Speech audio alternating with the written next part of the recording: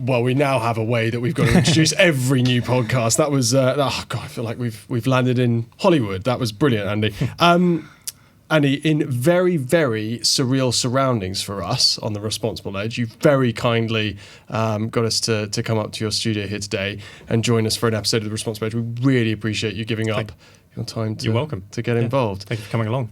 Thank you for having us. Andy, as alluded to, we are obviously in a full proper studio here. It'd be great to sort of kick things off with just an explanation as to perhaps who you are and where we are.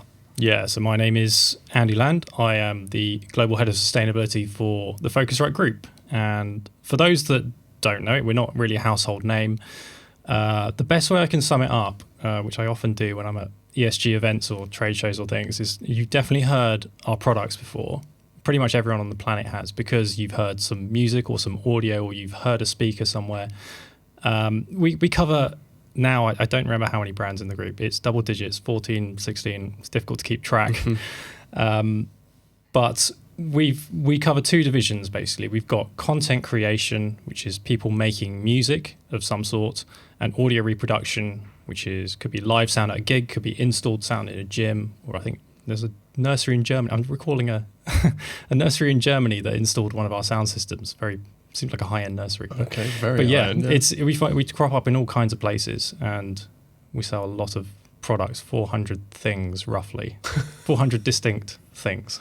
And how are we surrounded by all Focusrite things? It's not entirely all Focusrite stuff in this room, because there are certain things we don't make. There are a couple of guitar amps behind us that we don't make, for example. But a lot of Focusrite gear in this room. We're feeling very on brand, I have to admit, sat here today in the studio. And brilliant. Thank you for explaining our surroundings for our listeners. As always, though, with the Responsible Edge, doesn't matter where we are, format's still the same. Always keen to start with getting to know you and your background. Now, obviously, you and I have had conversations before. I think it's a really interesting sort of history, but feel free to start wherever you would like to. But I think what I'd like you to do, if possible, is just focus in on themes around ethical business and responsible practice and why these things, when these things cropped up for you and why they're important to you and why they've governed the kind of career choices that you've made. Yeah. I think you can go all the way back to primary school. Perfect. I haven't had one for a while. Primary school. Let's kick it off. I remember reading about fossil fuels, obviously, and that they are a finite resource. And thinking to myself, when these are going to run out, right? We need to find some alternatives. I guess in the 90s, there weren't too many mainstream alternatives. There were obviously starting of wind power and solar, but there wasn't, like there is today, very clear alternatives for power generation. But yeah, my interest goes all the way back to primary school in this topic, all the way through secondary school. I remember geography lessons talking about how I would not oppose a wind turbine in a field if it was built next to me and things like that. So this has always been part of my life. But the other side that's been there has always been music and engineering. Mm-hmm. And actually, in retrospect, product design was always something I was very keen on. Ultimately, I ended up going to university and studying music and sound recording, which kind of was, of all the things I was interested in, was the one that I think I probably, wanted to go work at Abbey Road and be an engineer there. I just kind of got this halo effect to it. I'm going to have to stop you there. We're going to have to touch on your musical taste here. So talk us through your musical inspirations. What were, when you thinking Abbey Road, like what were the inspirations and the most enjoyable music as you were growing up? My favourite music. It's very difficult to describe my music taste. Okay. Well, so I got an iPod when I was 13, I think, and someone lent me Linkin Park Hybrid Theory. Great album. Yeah, every track is amazing, and that was the very start of, I guess, where I liked guitar-based music. I'm going to be honest, it got to a point where there was nothing that was too heavy for me. There was no metal that I could not listen to and enjoy. And yeah, I definitely had a very, very... I know a lot about black metal and the history of that. So, wow, okay. Yeah, I know all about that stuff. But then I went to university and I was exposed to a lot more musicians who were, making singer-songwriter music or electronic music and so on. I definitely went almost the other way to dance music and electronic music production, particularly when I came to Focusrite Innovation and started working on my placement year here. I was exposed to a lot of synthesizers and so on, and I really got into that. So my music taste now span from, metal still. Not gonna lie, I love a bit of metal, and all the way through to singer-songwriter, acoustic music, and electronic music, everything in between, really. Wow, and a truly eclectic mix of taste. I guess so. Very good, very good. And Andy, talk to me about. So you've gone to university, you've gone and you're doing music engineering. Is it music engineering? Music and sound recording. Music and sound recording. Yeah. I'm going to get and not understand the technical differences, but that's on me. But just briefly explain that actually, difference between music engineering and. Well, there are a lot of music tech courses that you might see. Those tend to focus just on the recording side of music and operating a studio like we're in, and how you can run a studio and so on. The music and sound recording course I did at University of Surrey, I went for that one because it very explicitly included music. You had to be a musician. You had to get decent music grades, and you had to be a certain class of musician to get there. Mm-hmm. And a lot of the other music tech courses just dropped that entirely. They didn't need you to be a musician. But I think if you want to be a good audio engineer, you have to have some musical understanding of how the music should be and how it should be produced and so on. So that's why I went for that course. We still learned about how to run a studio. We still learned all the music stuff. But the course actually also included a lot of physics, a lot of maths. We had to do electronics and so on. So it actually was quite a well-rounded course. Mm-hmm. That actually really helped when I came to Focusrite, because obviously we're a tech company. The electronics knowledge was very useful coming here. And did you always have your eye on doing that course? Did you always have your eye on a role somewhere like Focusrite? I mean, when Abbey Road perhaps became less, I don't know whether realistic's the right term, but in terms of less of a focus. Yeah, there was always a lot of competition for the Abbey Road placement, as you can imagine. Yeah. 36 of us in my year, and we all had to rank the various placement companies. Abbey Road was probably pretty high on a lot of people's lists. I, to be honest, ranked Focusrite about 20th on my list.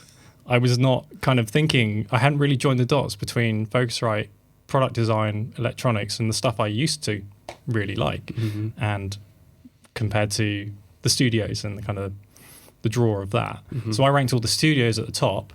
They didn't really give me an interview, or it wasn't good enough for them. I went to Focusrite's interview and actually kind of remembered that this is actually something I was really interested in, and it's technology products, product design, all in the music space as well. So potentially combining a lot of my previous interests in one place. And it was very local as well. It was great. I think it was one of the better paid placements as well. So that was good. Better paid, more aligned with your overall areas of interest and local. All just kind of worked out. Perfect. Yeah, great. And so you've alluded to a placement. So how did that work? Was that sandwiched in between the end of your degree? Third year was a professional training placement. Okay. Then back to your fourth year back at uni. And so what did you come to do specifically here during that placement in third year? I was the service assistant. So I was in the workshop fixing products pretty much all day.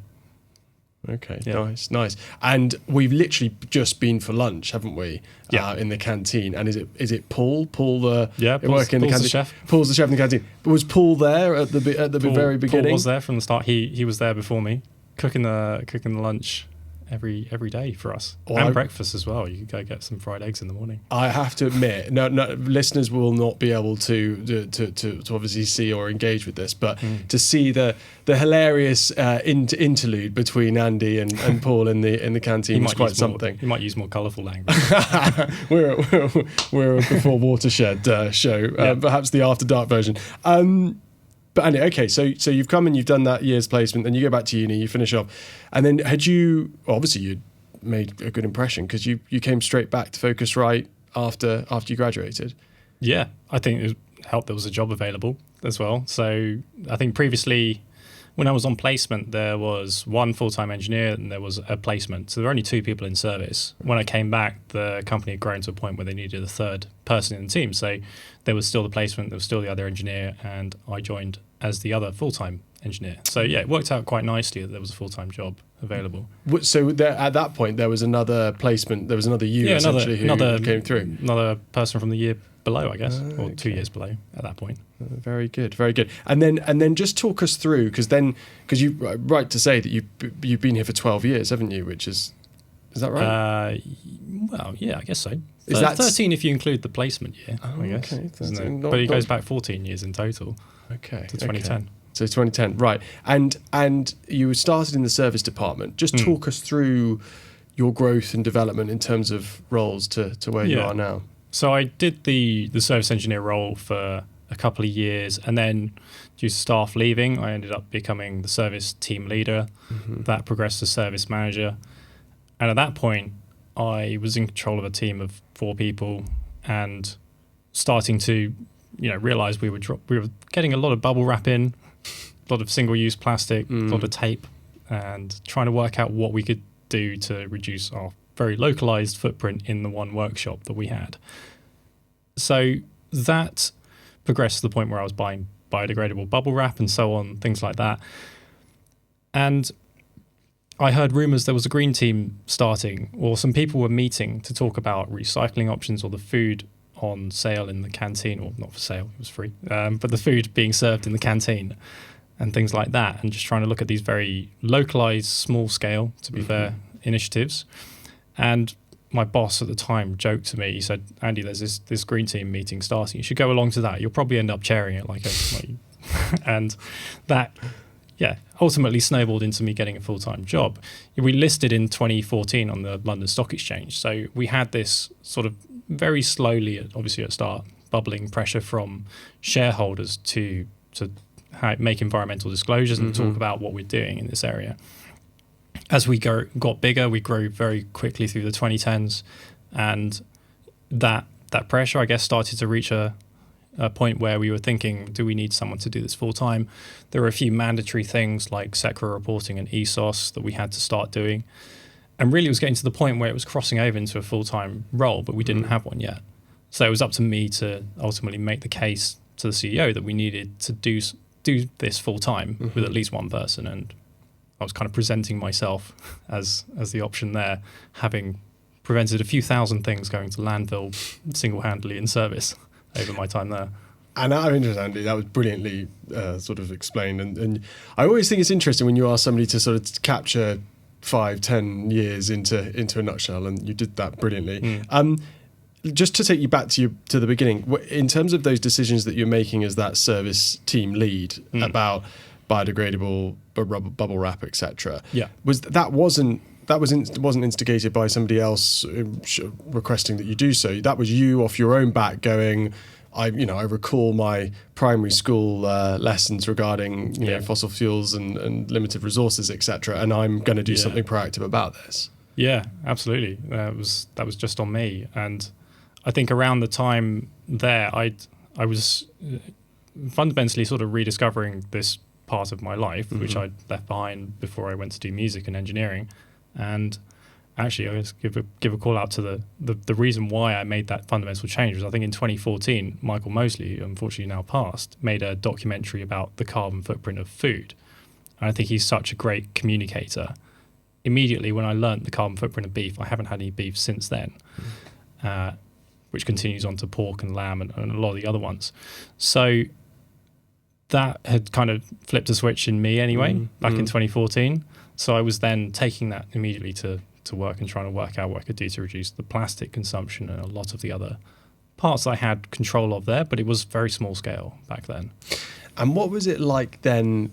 Because it's interesting, because it's 2014, that's when you're listed on the London Stock Exchange as well. Yes. So all of that sort of happening in this sort of, and you've been at the company since what, 2012 full-time, yeah. Full-time, okay, so it's a couple of years in, and you're sort of making great strides in the service delivery team, and you're now, inspired again to look at, or not that it was always bubbling away, but your focus was shone again on sustainability. Yeah. How can I improve things here? You start doing that, the company's listed, and then things also almost escalate from that point. You're trying to run the service team whilst trying to do the sustainability bit as well. Yeah. Just talk us through what that was like in terms of like the pressure, in terms of sort of having to make judgments and calls on your time and the battles that you fought and those that you didn't. How did you manage all of that? I think it was a pretty steady change. I think overall it wasn't that there was much conflict in that, but it did get to a point where I was still service manager, yet I was also talking to shareholders to explain what was our environmental footprint. And I ended up writing bits of the annual report because I think from FY15 to FY18, for three years in the annual report, we kept including this thing which kept winding me up. We use rechargeable batteries in our computer mice, was what we wrote in our annual report under the environment section. I mean, that's so weak in terms of what we could be doing. And I think in 2018, my biodegradable bubble wrap turned up in the annual report as well. So you can go check that if you want. But from 2019, I ended up writing that, but I still wasn't doing this full time. And it kind of, I guess it moved fairly quickly. And I think even though I say I've only been doing this 3 years, really it was before then. And I was just sort of being checked in with from the service side if there was anything I was needed for. But I was effectively already moved across. So yeah, I don't think there was much conflict there. It was quite natural. People in the service team were getting to the point where they were probably wanting to become managers themselves and take on more responsibility. So it was quite a natural easy. progression. Yeah, I think it was a fairly natural progression. And then talk us through the last 3 years, because obviously we're talking about a sort of fairly close to COVID, sort of post-COVID appointment, essentially. Just talk us through what it's been like in terms of, you know, your overarching kind of experience of being the sustainability lead for a company that previously didn't have a sustainability lead. I always think that's fascinating to touch on that. Yeah. COVID came around, I was still service manager. So actually, we weren't allowed back to the office. There was no workshop to go to. There was sort of very little for the service team to do as such. So actually that maybe was why it was so natural, because there was nothing else to fill my time. I started doing some of the sustainability stuff. But yeah, that was obviously March 2020. It was September 2020 that officially I became head of sustainability, I think. I'm trying to think if that's correct. Maybe it was a year after, I forget. COVID times are very, it's so very weird, blurry, it's like a time warp. But yeah, effectively I was working from home full time, and then I started doing a different job working from home full time. And it was quite it wasn't overnight, but it was kind of a natural thing because there was nothing else to fill my time. So I guess COVID probably accelerated it a little bit in that sense. And so and in terms of, you know, you've now got this new role, you've been doing a lot of the reporting stuff previously just as a natural part of what you're doing. What were the things that you identified that you thought, here's the opportunity for Focusrite moving forward? These are the things I want to focus my energies and my attention on in terms of improving you know, what the company's already doing, or what I should say the whole group is currently doing. Yeah. That's taken a long time to work out, to be honest. We starting from zero. We had no baseline as such to talk of. And we sell, like I mentioned before, 400 or so products. So it's quite a lot of different... I think you referred to things, but... Things, products or units or whatever SKU codes. And they're all made slightly differently. A lot of them are quite similar. You might get bigger or smaller speakers of effectively the same thing. And so there are ways to speed up that process of working things out. But engineers want to know specifics. What materials do they change and what's going to be the carbon footprint saving of that? They want to know the detail, as do management, I guess. So we had to start from zero effectively on that. And the only way to do that is to take things apart. I spent the first year of my role disassembling product after product, trying to work out what goes into them, building up my own little database of materials, trying to work out how I combine all this data to combine it with sales data down the line. And I think I've gone through 4 major rebuilds of that database to the point where now we've got a system that we actually use from last year for our carbon accounting. And it's effectively real time, or near enough real time, as close as I can realistically get with products that aren't connected to the internet all the time. Near enough real time carbon reporting for we make a sale, we know what the carbon footprint of that sale is, effectively localized down to the country that we sold it to and the electricity grid in that country and the distance it traveled to get there. So it's taken a while, but yeah, we've got to that point now. Fantastic. I mean, what a brilliant, from a measurement, from taking that first step in a sustainability journey of kind of where are we at, you know, what's the state of play, and understanding that fully before moving forward with how do we innovate and how do we improve from here. That's an amazing piece of work to have concluded. Taken taken a while to get there. There's a slight sort of jitter in your eye to suggest that Yeah. it might have been taking products apart and going through it fun as a fine tooth comb. Taking the product apart is actually, to be honest, the easy part. Okay. I've done that many times in service. There's no issue for me doing that, and I know the products very well. So that was simple. It's actually the database side and connecting up all the dots there that's taken much more time. Big shout out to the data team here. They've done a fantastic job, particularly one engineer who's done a lot of the legwork for me, building all the tables and connecting everything up. Yeah, it's been invaluable to have his help. Fantastic. And so now you have your baseline, if you like. What's next? Well, refine the baseline. Keep checking it's correct. Got to always check it's correct. But actually, in the last 2 weeks or maybe 3 weeks, we've just done another update to that database, which allows us not to just calculate the total footprint for all our emissions, which is fine. We can still do that, but actually to slice that down in a number of different ways to gain some real insights from it. So we can actually work out how much of the, let's say it's 1,000 tons of things we built, of massive products we built. I think it's more, but let's say it's 1,000 tons. What percentage of that is metal? What is plastic? But not just metal, what is iron, what is steel, what is aluminium, and so on. So I can now break that down actually to kind of an unlimited number of categories. So we can get these insights. And it could be that I don't just tag materials, I tag, is it recyclable material? Is it bio-based material? Is it natural fibers material? And actually, I've got more charts now that I could actually ever look through. And I'm trying to pick out the most useful ones to take forward.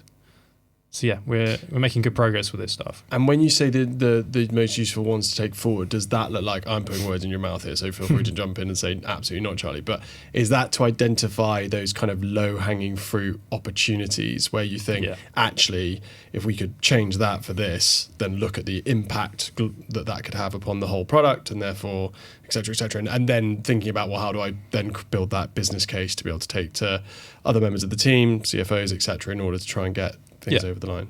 Yeah, absolutely. There's plenty of low-hanging fruit we've been doing anyway for a few years. While I've been building this stuff, we've known that some materials are going to be high carbon or are relatively easy to switch out for others.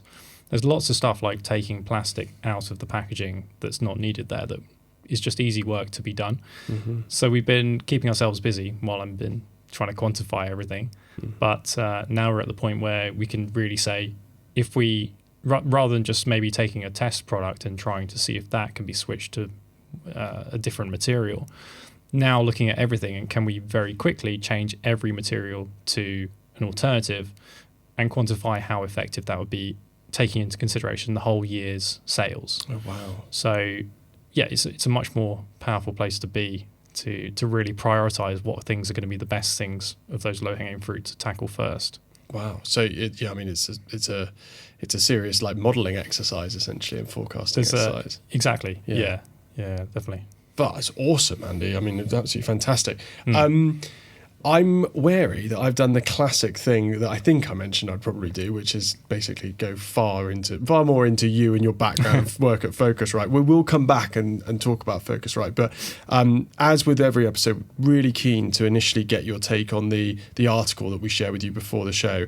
I think I'm going to butcher the lady's name, but Andrea Peperini in the Recording Arts Canada publication. We shared an article with you. Be really interested just initially for our listeners just to perhaps introduce the article, just perhaps like any of those key points that you pulled out from it that you think are particularly interesting, and then we can dive into the conversation. Yeah, so the article, trying to remember everything off the top of my head and very, very quickly summarize this. There were key points in there where, fundamentally the way we consume music has changed. We are no longer buying cassette tapes or CDs, or vinyl was actually increasing, but vinyl's not anywhere near where it was historically anyway. And obviously streaming is commonplace. Pretty much everyone uses Spotify or Apple Music or some equivalent. So that comes with a very different kind of carbon footprint. There's no physical footprint as such of plastic and so on, but there's obviously many more emissions in terms of servers and running and delivering that music constantly. And I think what else was in the article was about the carbon footprint of the events themselves and how that breaks down.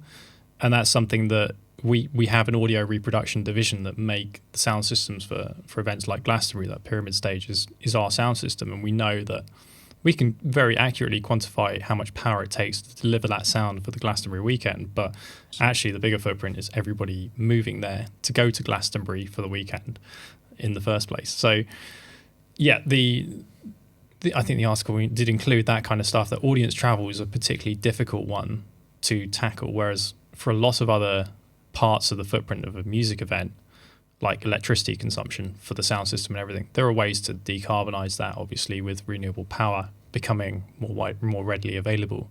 But actually, travel is a particularly tricky one to deal with. What would you... That was brilliantly summarised, and I know I put you on the spot slightly by asking you to summarise the article. For anyone that is particularly interested, I think really it covers off broadly looking at the music industry as a whole, and perhaps some of the green or environmental sustainability issues that face the industry as a whole. So anyone that wants to go and check that out, go and have a read. What would you, if you looked at, and I know we're going to come on sort of specifically about music tech and sustainability and the environmental agenda associated with that, but if you were to look at the music industry as a whole, how would you rate its response to or its adoption of sustainability principles? Yeah, the music industry is doing pretty well in terms of artists.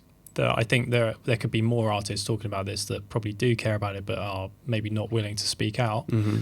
But there are now some very big names that are very obviously talking about it. So you've got Billie Eilish, Coldplay, Pearl Jam, plenty more that talk about this very, very openly and make it a big part of their tours.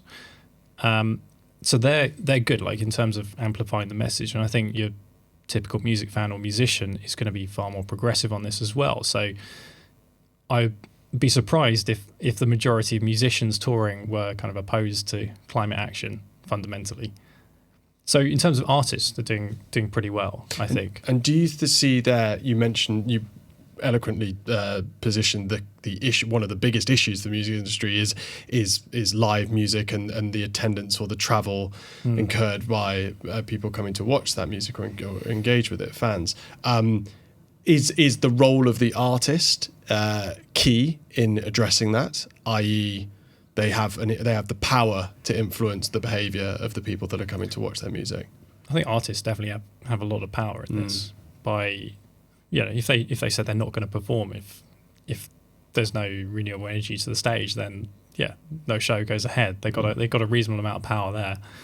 That was one of the things in the article, was a green rider that I know some artists are requesting that's that rather than specifying what goes in their green room before they're specifying there has to be renewable power and solar panels on the roofs and things like that.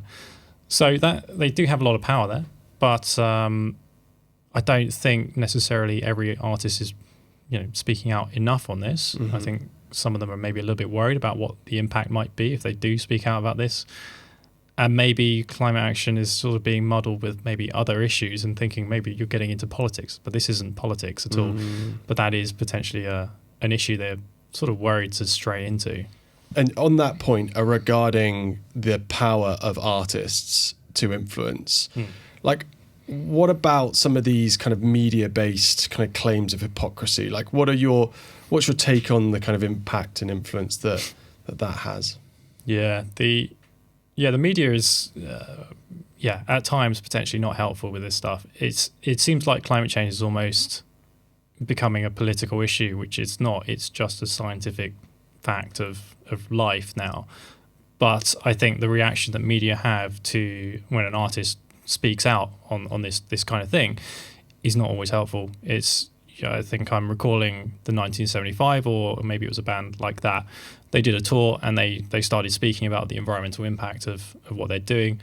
And one of the tabloids in the British media goes and picks up some very rough calculations to work out the carbon footprint of it. And they run a headline saying the 1975's carbon footprint is awful. They should not be speaking about this thing because look at their footprint. But that's not the band's fault. The band isn't in charge of national infrastructure projects. They are at the whim of governments in that sense. But they're in a position to talk about this and advocate for change. And I think that can be extrapolated to everybody ultimately. It's not someone's fault, that the only way to get from London to New York is primarily by plane. There's no viable alternative by ocean, for example. You can sail, but it takes a very long time and it's not very convenient. So, but that's not the fault of everyone. That's the society we live in. And I think musicians get whipped up in that same, they kind of get painted with the same brush in that sense. And I think there's a sort of a longer term or a more sort of expansive impact of that, in that, you know, we're all growing more and more aware of the term green hushing, and the fact that actually the good stuff that's happening perhaps has been, you know, people are fearful of sharing what they're doing, and even engaging in dialogue about their opinions and positions on things, which means that the whole agenda is being heard less and less, and that's the exact antithesis of what we need, which is we need it to be heard more and more, and we need people to be influenced. And the 1975, as an example, have a great opportunity to influence behaviour and change the way that people choose to go to their gigs in a way that might be more environmentally friendly. Well, if the media are using sort of poor journalism, perhaps, to sort of to not, you know, perhaps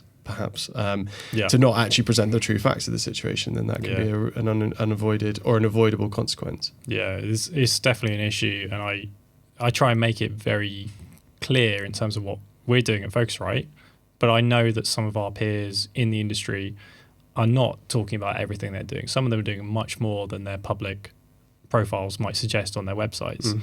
And I don't think that's massively helpful. I think you should share everything you're doing, even up to the point where you're saying we can't do something on this one material for now because there's no viable option for it. There's plenty of other stuff we can do, but we should be sharing everything that we're doing to date, really. And we're gonna come on to talk about the market tech industry as a whole, but just to pick up on that point, is a lot of the work that we're doing with the Anti-Greenwash Charter is all geared around encouraging organisations to think about transparency in a new way, and to think about it as something that, you know, there is freedom in transparency in many ways. There's the opportunity to be upfront and open and clear and almost accept and share those areas where things are difficult. Our model is such, our ways of doing things are such, we are going to need to look to evolve over time. However, we're acknowledging those things, and we're now focusing on these areas that we can have an effect on. So is that what you're referring to in terms of as organisations, we need to start adopting that degree of transparency to enable us to confidently share? Yeah. I think a very open manner of sharing for companies is going to be helpful long term. I think it's a net positive ultimately. I think that there's kind of this perception that if we share our environmental footprint, there's going to be negative views from shareholders and so on. I keep sharing more and more stuff every year in the annual report, and nobody's had an issue with it so far. Now they think we're a leader in terms of AIM companies. So it doesn't seem like it's going that way, to be honest. And I'm very open that there are some materials we can't find a solution for. There are some we're making good progress on, and some we're going to have to take a long, hard look at and think, is this the only way to build this thing, probably long term? Because there may not be a 2050 net zero compatible way to build this thing over that kind of time frame. And let's just, again, I'm jumping around a little bit here, but we've obviously spoken about the music industry as a whole, and we've touched on a few kind of key themes and issues relating to sustainability in the industry. Can we talk specifically about music tech now? I think when we first spoke on the video call a few weeks ago now, you mentioned that music tech is almost at times that forgotten area of the music industry in terms of the potential, the significance of it and the potential impact that it can have from a sustainability perspective. Can you just touch on that for our listeners? Yeah. Well, we've got musicians are, let's say broadly talking about this. I know we've covered that, but let's say they're at least on a public level talking about it, or enough of them talking about it to know about it. You've got other people involved in it, gig venues, festivals. They're probably talking about this stuff quite a lot. Particularly some of them, Shambhala, I'm gonna call out. They're doing a very, very good job. And you've got logistics companies, DHL, to have a lovely advert they keep sharing around. Lots of couriers, the DHL, DPD vans, all electric and so on. So a lot of the component parts are doing very public things, but music tech and the sound system that your music gets played through, there's far less of that happening. There are some isolated examples. It tends to be when a listed company starts making something, they start making disclosures. But music tech is to put it one way, sort of a niche subset of electronics overall. And there are not that many huge companies in that subset that end up being listed companies. So you don't get that many disclosures fundamentally. And the private companies are maybe worried about making disclosures to the same level for the reasons we spoke about in terms of green hushing. So you end up with this loop that the companies don't disclose because nobody else is disclosing, so they don't disclose and so on. Meanwhile, you've got a few select examples. Focusrite is one of the public companies that keeps making increasing disclosures. We've got others like Yamaha and Roland. They make disclosures, but pretty much no one else is. And the footprint of the materials and everything else that goes into the products is largely forgotten in, say, a music tour. Mm-hmm. And it's not that sexy, is it? I think that's the problem, isn't it? That it's easier to pick out. It's very removed from the musician, I guess. They turn up, there's a sound system there, and it plays music, so they don't have to question it. But I don't know. For every sound system, where are the rare earths mined from? For example, for every speaker in the world. It's interesting, isn't it? For some reason I'm envisaging myself as a rock star now, coming onto stage, which would obviously never happen, coming onto stage and shouting out like, "Oh, guys, I made it here on boat," or "Guys, the sound system's made incredibly." There is that the narrative, if you like, is not quite as maybe punchy or salesy from that perspective. I think it's even difficult for. I guess like you go to consumer electronics, Apple and Google talk a lot about this stuff, but even they don't necessarily always make it the main message of their products. But I guess, trying to get some engagement on these things, probably an iPhone is about as engaging a bit of electronics as you might get. And even they maybe sometimes struggle to do it or do it in a way that's genuine. Mm-hmm. I don't know about their carbon neutral label on the Apple Watch. Sketchy on that. Sketch indeed. We'll try and stay clear of going down assertions of what we think Apple's environmental performance might look like. Let me ask you a question though, relating to what you described there in terms of the nature of the music tech industry and disclosures. You've obviously described perfectly before, like where you guys are at from Focusrite's perspective in terms of reporting, in terms of building that database, in terms of really understanding that materiality assessment. Like, what happens next? Is the disclosure element and trying to inspire the sector? Is that something that's kind of on your radar? Well, we've got 3 pillars to our strategy. We've got sort of look at our internal footprint, like the building what we're in, really just our buildings, because we don't have much of an internal footprint, so to speak of. We've got our external footprint, which is all the products we make, and then we've made it that our industry is our third strategy. So we have to pursue that and do what we can to influence the industry. So I think long term we'll be fine with our buildings. It's really just electricity that comes in and we buy renewable electricity. Our products we're working on, the engineering team will do that, but that's only really a subset of everything that gets made in music tech. So really the industry is the thing that, if we're thinking about net zero and 2050, if we just achieve net zero on our own, nobody wins. So we need to really be doing what we can with the industry. And actually for music tech, take it as a positive or a negative, it's quite localized in Shenzhen in China, and there's only a handful of factories that make this stuff, because it's quite specialized, I guess.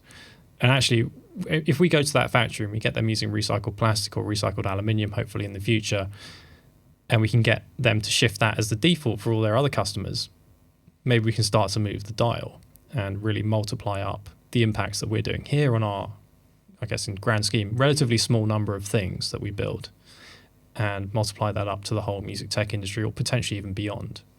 So here's the question, Andy. Then what are the things? What's the strategy? What's been happening so far in terms of trying to influence things in China? Like, is that can you let us in on kind of what the plan is? Well, it's trying to think how to summarize it, because the way the current advice is you don't kind of divest from your supply chain. You get your supply chain to change, and I can understand why that's the suggestion. It's not that you want to try and maintain vested interests. It's that you want to, if that supply chain gets abandoned by you, someone else will pick it up and it'll stay just as polluting as it maybe was. So we're working with the suppliers, and we're actually at the point now where we go to the biggest suppliers, we get them to try out new materials, check they work out the very specific details of the injection molding process, and then we copy paste that to the smaller vendors, and we trickle that information through the supply chain. And that's working quite well for us, actually. We're starting to roll out, I mentioned plastics, we're rolling out recycled plastics, post-consumer recycled plastics at relatively large scale now across our products, and we're learning a lot in the process. We're actually now at the point where we're trying to think, well, we've kind of done that, and I can sort of leave the engineering teams to chug along with switching those things over and making the change orders. And now what's the next thing on plastics? We're up to, on our best resin, I guess 85% post-consumer recycled, but it's still got 15% fossil fuel plastic in it. So we're trying to look at what are the things beyond that could take us to 100% and eliminate the fossil fuels entirely. So that's going to be, again, the same thing where our approach is going to be go to the biggest vendors that have the most time, the most expertise, work out the issues, cascade the influence down. Yeah, and that's the approach we're trying to take. Brilliant, and it sounds fantastic. I'm going to ask you a question. You've noted Focusrite and a couple of others as being kind of the significant players in terms of influence over the industry. How hopeful are you for the music tech industry in terms of its capacity to evolve and develop to being environmentally sustainable?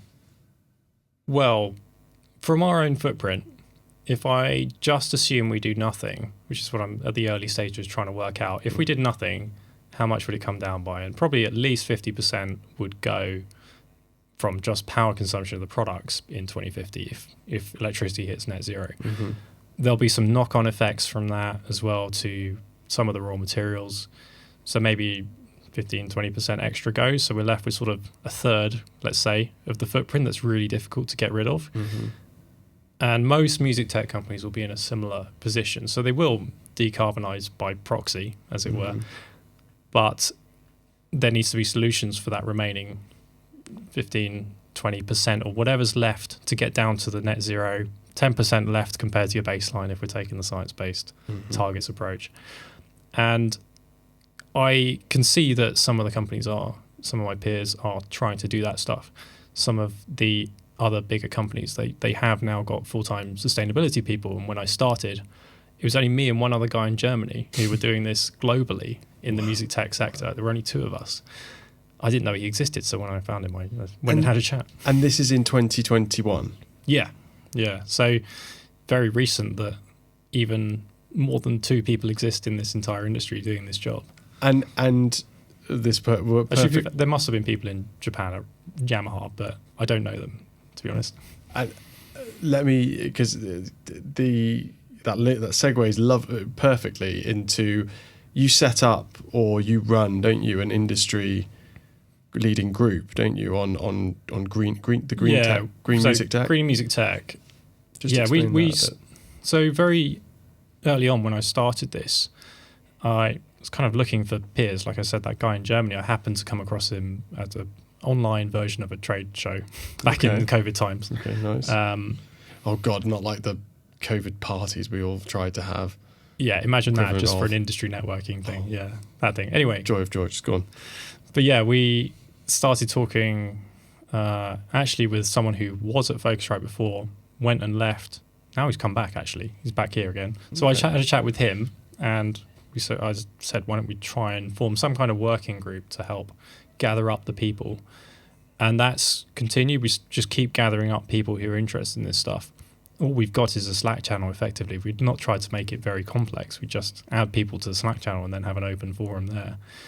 And actually, we're up to almost 100 people in that group now, which is a far cry from literally only thinking there were 2 people in the world only a few years ago. And it's got to the point now where when there's a trade show, there's a big one in Germany every May, and there was one just in July, I think, in London that I went to.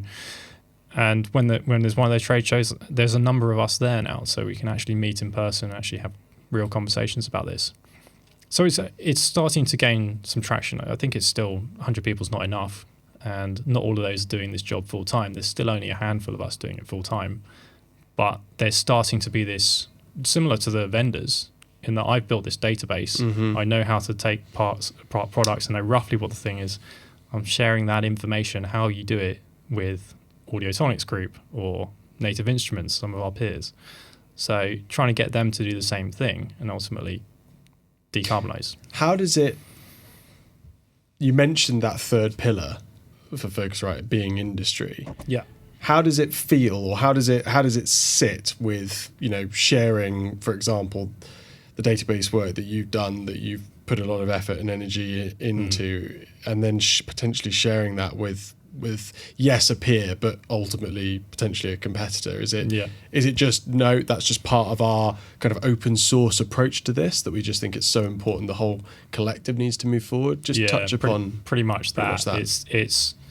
It's I don't think I can call it open source, because it's all plumbed into our data system, and I can't just release it and someone else use it. It's bespoke to us. So it's not the same kind of thing where if I show it, someone's going to be able to copy paste it. I'm with you. But the general approach to how we've done it, and the raw data sources underlying it, that stuff is things I had to research and took me a long time to work out. I can go to an equivalent peer that I've got and just save them 6 months of their time trying to work out the basics of where to get started with this, and then I can give them the subsequent steps that maybe can be plumbed into their own data systems. So I don't think it's a competitive thing. I think it's, like I said before, net zero only works if everybody reaches it. So we want to be industry leading on this, and we want our peers to also follow on that. So I think if we can help them do that, there's no issue competitive wise. I think the other thing as well, I've taken on a director role at the MIA and the Music Industries Association. So there's an anti-competition statement that I sort of work by as well, which helps frame things, and having our industry trade body involved in the Green and Music Tech Group as well helps give sort of a neutral ground to all of this as well. So have taken some proactive steps there. And talk about, give us a little bit more detail about exactly what you're doing with the MIA. So with them, it's still relatively new. I only became a director last year, was it earlier this year? I forget exactly when.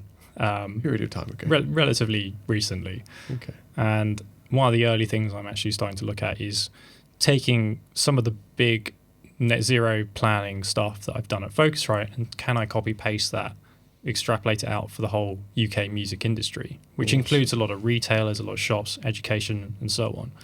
And one of the first things hopefully I'll do in the next few months is hopefully we'll release an MIA branded UK net zero transition plan for the music industry, which it should be a bit of a guide that can be taken various sections out of for a music shop all the way up to Focusrite, I guess, because that's where it's based from.